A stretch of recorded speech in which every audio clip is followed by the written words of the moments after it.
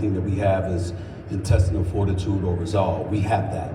I think that if you're the Democratic Party, it's an absolute mess. It's leaderless for a variety of reasons, and it's disgraceful as far as I'm concerned because there's no excuse for it. You know, they veered this country in an extreme direction. They were so busy talking about the MAGA right, they didn't look at themselves as looking like MAGA left.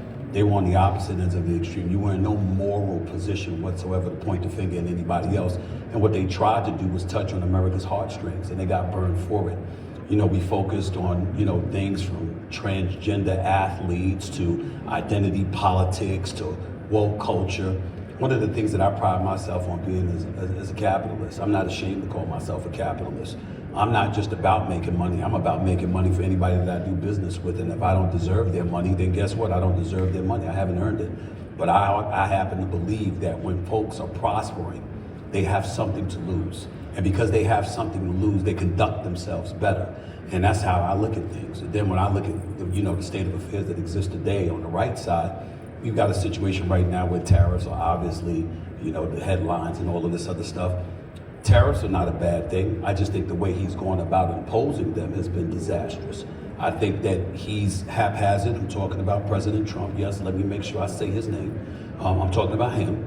I think he's a bit haphazard. I think he's coming across as somebody that's devoid of having a plan. If he has a plan, he's the only one that seems to be aware of it, and he's not thinking about the ripple and collateral effect that it ultimately has. You're scaring the markets, you're scaring prospective employers, you're scaring folks out there, you're scaring the American citizen. Now they want to hold on to their money because they don't know what you're going to do. And if they don't know what you're going to do and they're not willing to invest their money and roll the dice and take chances and feed that capitalism or that capitalistic society that we're living in, where is that going to lead us? And then there's a whole bunch of apologists all over the place thinking that this is the right way to go. And I don't think that's the way to do it. You can have a plan. It can be under a structure and things don't work, and that's perfectly okay. Then you try something new. But when you don't seem to have a plan and you're just doing things willy-nilly and you're alienating folks along the way, I don't think it's productive. I think it's counterproductive. China supposedly is our #1 adversary. Well, if you had targeted them, but you had maintained the relationships with the allies that have been built over decades, then that would be one thing. Because now you have folks who are supporting you, collaborating with you to go against your arch enemy per se. But when you throw across the board tariffs all over the place, Mexico and Canada and France and everywhere else, then all of a sudden you got people that never wanted to talk to China suddenly willing to meet with China just to go up against you. So you're being a nationalist now. You're isolating us. You're not feeding the global economy. Well, that's not how America has become America. So I look at things on that level and I say, what the hell are we doing here? And that's unfortunate because, again, I have a sports background. But to me, this is common sense. And unfortunately, because of ideology, because of people's personal beliefs about what their politics are, and it's about we live in a binary system where you got to take one side or the other, we've got too many people in the interest of going against the opposite side. All they're concerned about is making sure they are going against the opposite side and spewing the same rhetoric that their side is spewing, not caring whether or not it's right or wrong for the American people.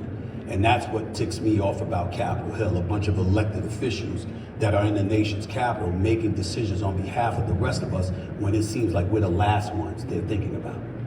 You have said before, you can't stay quiet when democracy or decency are at risk. Mm-hmm. So in media, is media doing enough? No, media is not doing enough. And the reason I say media is not doing enough is because we made the pivotal mistake, far too many, not everybody, but far too many of us have made the pivotal mistake of taking sides. The side is supposed to be the truth or the closest you can get to the truth as possible. We've got cable networks, you know who's on the right and who's on the left. What about truth? We see stuff that's getting reported because if you're on the left, there's certain things that the right is doing that you're not going to say. If you're on the right, there's certain things that the left might be doing right, but you're not going to echo those sentiments. Just because they're against you, you're not thinking about the 350 million plus American citizens whose lives you hold in the balance with your rhetoric. Not only that, fostering and feeding into that nonsense that ultimately disintegrates all of us. This is America. We are Mosaic, regardless of all our problems.